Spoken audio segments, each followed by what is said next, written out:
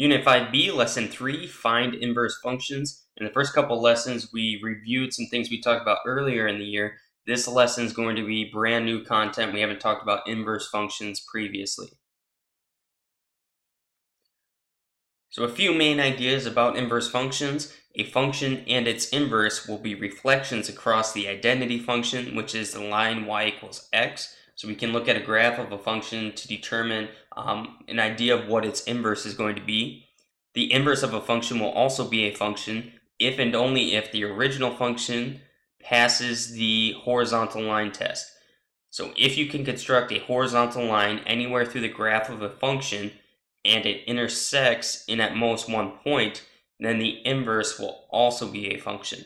Okay? Earlier in the year, we talked about the vertical line test. That was used to determine whether a relation was a function. The horizontal line test is used to determine whether a function has an inverse that is a function. Then the last one is the domain of the original function becomes the range of the inverse. The range of the original function becomes the domain of the inverse. Domain referring to the x values, range referring to the y values. Here are the basic steps we're going to take in order to find an inverse. The first thing is replace f of x with y if necessary. So y equals f of x equals, they both refer to the same thing. It's easier to find an inverse if we use y rather than f of x. So if we have an equation in terms of f of x, simply replace that with y. Second step is to interchange x and y. We're switching the domain and range like we just talked about on the previous slide. So interchange x and y. The third step then is to solve the equation for y. So once we interchange, we switch the x and the y. Now we're going to solve that equation for our y variable, get y isolated by itself. Once you have it isolated by itself, the next thing is to replace y with y raised to the negative 1 or f raised to the negative 1 of x, depending on what the original notation was. If our equation started with f of x, in the end we want to write f raised to the negative 1 of x.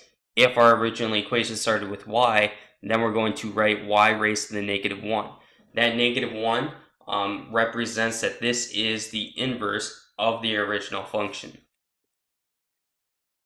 So now to the first example, find the inverse of the function. We have f of x equals 5x minus 7. The first thing we want to do is replace f of x with y. So we have y equals 5x minus 7. The next step is to interchange our x and our y variable. So now we have x equals 5y minus 7. Now we want to solve this equation for y. We want to get y isolated by itself. The first thing would be add 7 to the other side. So we have x plus 7 equal to 5y. And now we would divide by 5. So I'm going to switch it just so I have my y isolated by itself on the left side of the equation. So I get y equals, I have 1x divided by 5. I could write that as 1/5 x. And then 7 divided by 5 plus 7/5. So I got the y isolated by itself. Now the last step is, since I started with f of x, I want to write this as f raised to the negative 1 of x equal to 1/5 x plus 7/5. So this is the inverse for the original function f of x. First thing was change it to y equals rather than f of x. Interchange, switch our x and our y variable. Solve this equation for the y variable. Once you get y isolated by itself, then replace it with f to the negative 1 of x. This represents the inverse of the original function. Now to the second example, find the inverse of the function. We have x minus 2y equal to 9. We don't have to worry about the first step in this case. It's already written in y equals, so we can go to the second step. We can switch our x and our y variable. So if we did that, we would have y minus 2x equal to 9. Now we want to solve this equation for y, get y isolated by itself. So we would just have to add the 2x to the other side. So we get y equals 2x plus 9. And then the last step is to rewrite this as y to the negative 1. So we have y to the negative 1 equal to 2x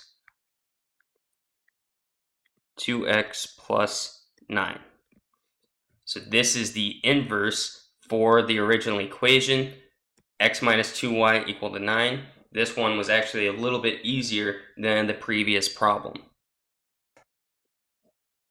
Now to the last example, which is going to be a doozy because there's quite a few steps we're going to have to take to find the inverse. So we already have it in y equals. We don't have to worry about the first step. Now we go to the second step, interchange our x and our y variables. So once we do that, we have x equals y plus 1 divided by y minus 7. We have to get y isolated by itself. So the first thing I have to do is get rid of this fraction. So I'm going to multiply y minus 7 to both sides of the equation. So I did a couple steps here.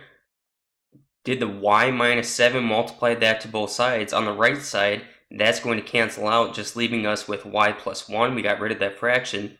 On the left side, when we multiply that by y minus 7, we can use the distributive property. We get y times x minus 7x equal to y plus 1.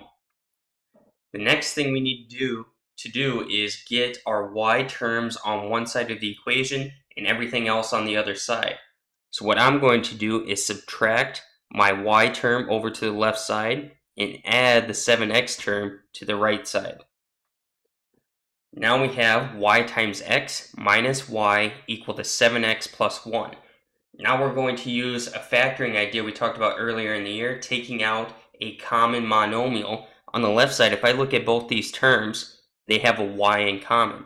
So I can bring a y out in front, which is going to leave me with just an x in the first term. And then if I take a y out of here, I'm just left with x minus 1. So factoring out that common factor of y leaves me with x minus 1 in parentheses. And then I have 7x plus 1 over here. Now the only thing I need to do to get y by itself is divide by x minus 1. Once we divide by x minus 1, we have y isolated by itself. So we can write it as y to the negative 1 and then equal to 7x plus 1 divided by x minus 1. So this is the inverse of our original equation. It's a little more complicated. We have to use a lot of algebra and creativity, but it's going through the same steps we talked about previously.